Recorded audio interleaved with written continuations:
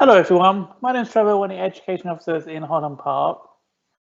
Today I wanted to talk about water birds. So these are birds that make their nest or live very close to water bodies where they might find their food and all they need to survive. So that's their habitat they live in, is around or in the water. You might recognise that first bird if you've been in Holland Park. It's a family of moorhens, and if you are able to visit Holland Park, the moorhens often build their nests in the wildlife area and in the Kyoto garden of the park as well. And very soon we expect to have chicks being raised by each family in the park.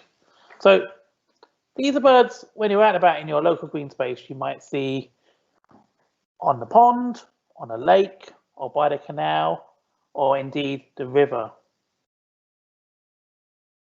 Over the last couple of weeks, I've been out and about in my local parks, and I've got some footage here of some birds that I saw, and I'm just going to talk you through what they are and some identification features of them and some facts about them as we go along as well.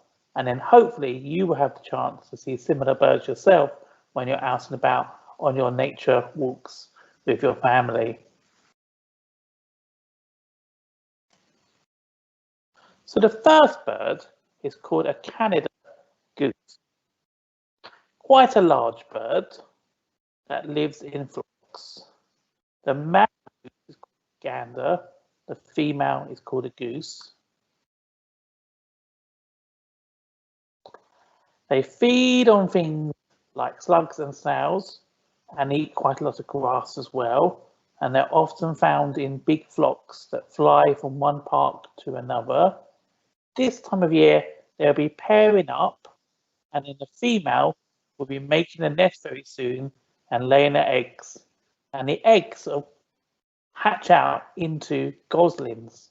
So here we can see another type of goose and lots of little baby goslings.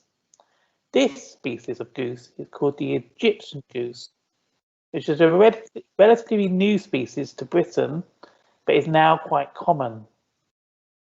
And these goslings that I filmed are about a week old now, and hopefully they all survive to become adult birds.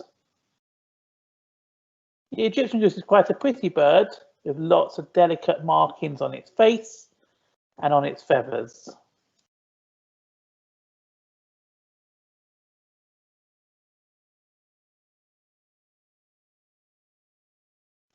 I'm sure you'll recognise these birds.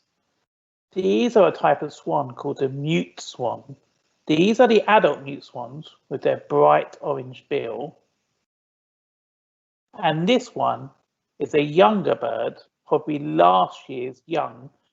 And a young of a swan is called a cygnet. And this is an immature bird. Now that very quick bird then was a diving duck called a tufted duck, which is a black and white bird. But the most likely duck that you're likely to see is these, which are called mallard, which is a very common species. Here we can see the male, which is called a drake, and the female, which is called a duck, together as a pair. The male is a much more showy, colourful bird with the green head and the bright yellow bill, because his job is to show off and attract a mate, while the female is more brown and drab looking, and her job is to be camouflage when she's got her nest to protect her eggs and her duckling. Now this bird is called a coot. Bright white markings on its beak and above its beak give its name and the phrase as bald as a coot. And they also are found near ponds. While I was filming the coots, I noticed some pigeons, and the pigeons was just showing off. So here's a male pigeon showing off, doing his little dance and cooing, which is a way of wooing the females that he would like to mate with. And baby pigeons have got a very funny name. They're called squabs. Now this bird looks very similar to a coot, but can you see it's a bit different? It's got yellow legs, more white on its wings than the coot did, and a red beak with a bit of yellow. And this is a moorhen. They're much shyer birds, but they're found in the same habitats as coots, but they tend to hide more in the vegetation. As you can see, this was a cold, chilly day, and this bird was forced out more into the open to find food on the ice. She doesn't sink into the ice because her feet are nice and splayed, which means nice and wide, which enables her to walk over the ice without cracking it. And she's also very, very light. So that's a moorhen. And like I said, in Holland Park, there are lots of families of moorhens on each of the ponds. And it's perhaps one of my favourite birds. It's a grey heron. And he's a predator, or an ambush predator, which means he stands as still as a statue for long, long periods of time, all the time looking in the water or around for things he would like to eat. Maybe a frog, maybe a fish.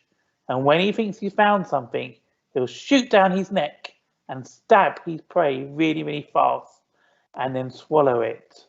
So there you can see a few herons stalking and waiting for their dinner in the river and in the lake where they were.